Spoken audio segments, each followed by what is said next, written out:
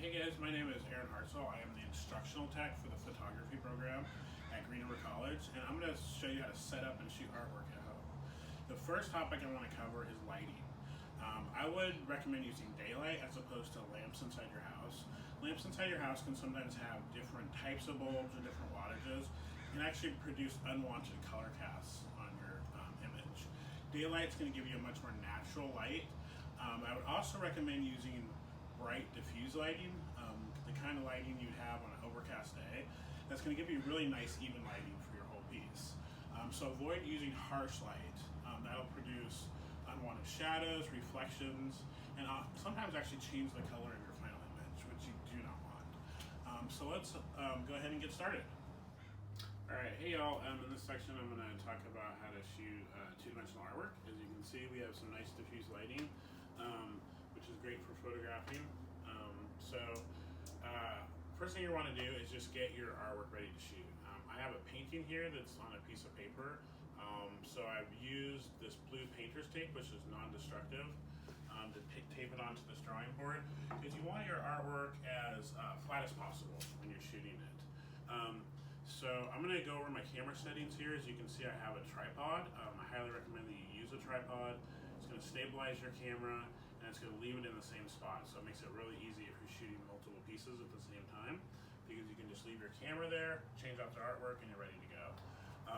For camera settings, I recommend shooting in large or large fine JPEG. That's going to be more than adequate for what we're doing here. I would also shoot in manual mode. That's going to give you the most control over exposure and the most consistency throughout your shoot. Another important setting is white balance. White balance corrects for different color casts or different color temperatures. Every type of lighting has a different color to it because it has a different temperature. Our eyes do a pretty good job adjusting for it.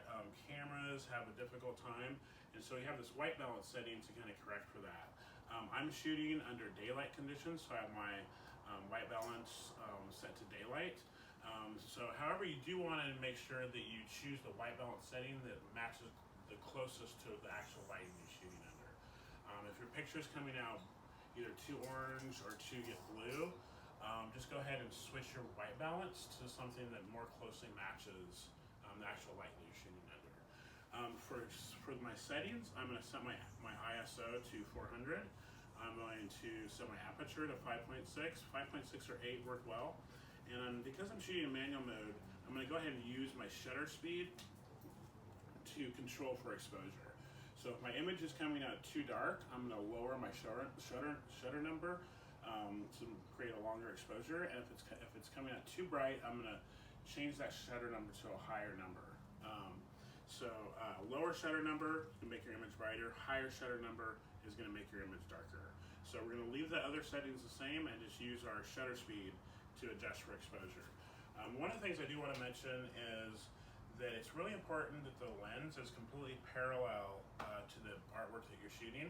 I have set up my camera here to kind of match the little bit of an angle that this artwork is set on, and you just want to make sure that it's parallel from top to bottom and from left to right.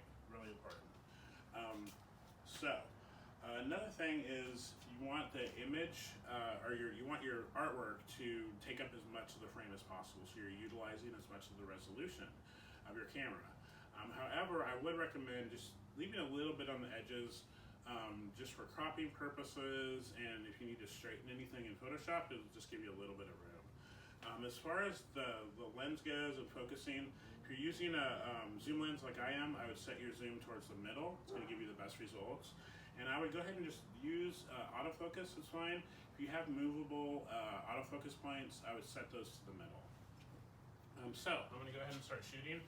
Before I actually really start taking the pictures, I'm going to take one with this white piece of paper in it, and we're going to use that to color balance the image once we get into Photoshop, and I'll talk more about that later.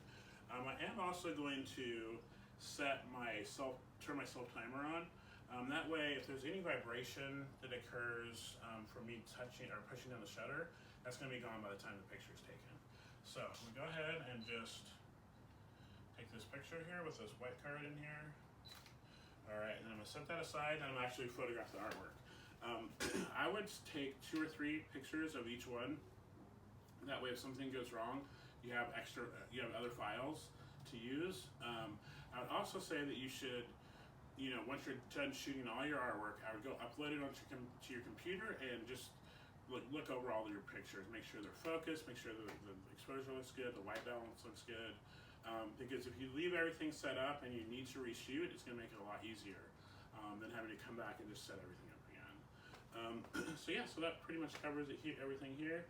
I'm going to go inside, talk about a few things about photographing indoors, and then also cover shooting 3-dimensional artwork. So, all right, thanks, guys.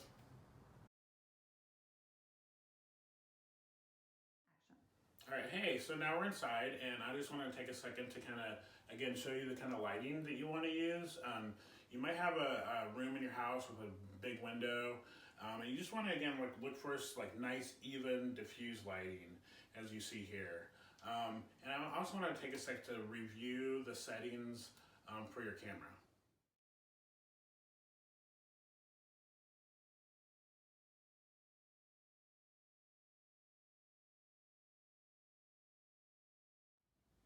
All right, hey, so now I'm going to go over how to shoot 3-dimensional artwork.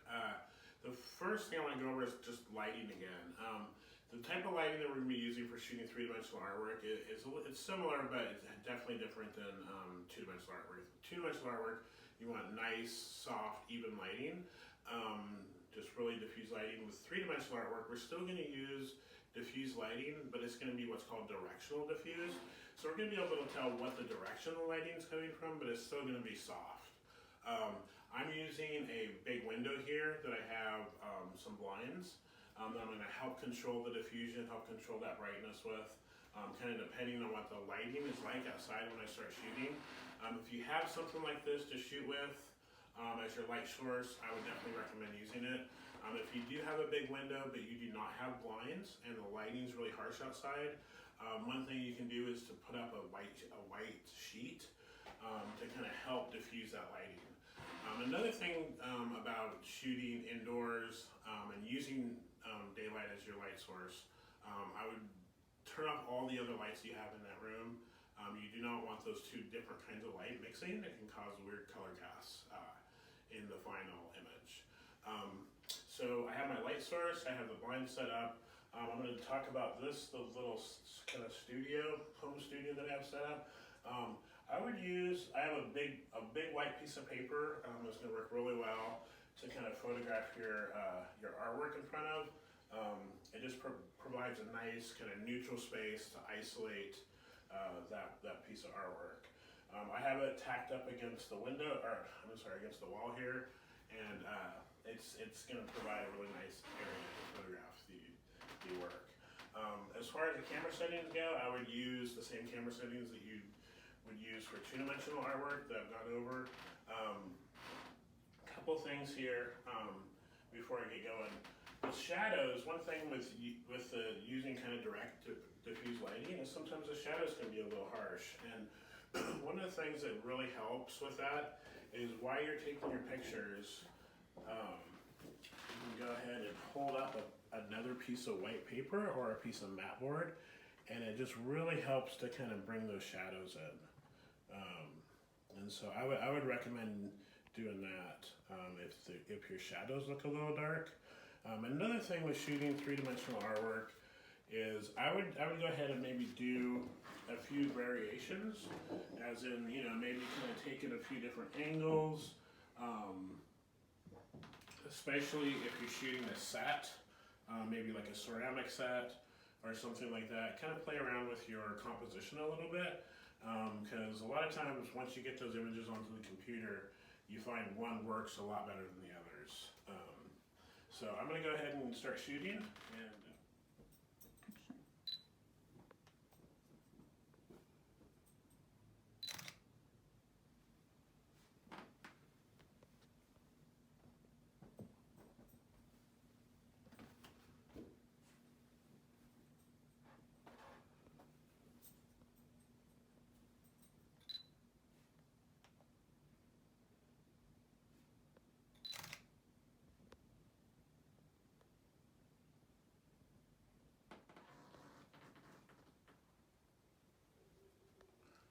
Hey guys, so I just wrapped up shooting and I just wanted to go over a couple things before we move on to the Photoshop part of this little series here.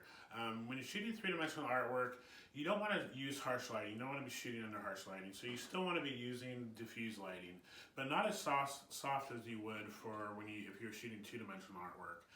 You still want to maintain some of those highlights and shadows because when you photograph it, you don't want that three-dimensional piece of artwork to look flat. So yeah, you want to shoot with some bright kind of soft lighting coming in from about a 45-degree angle, like I have set up here. Another thing I just want to mention is the background.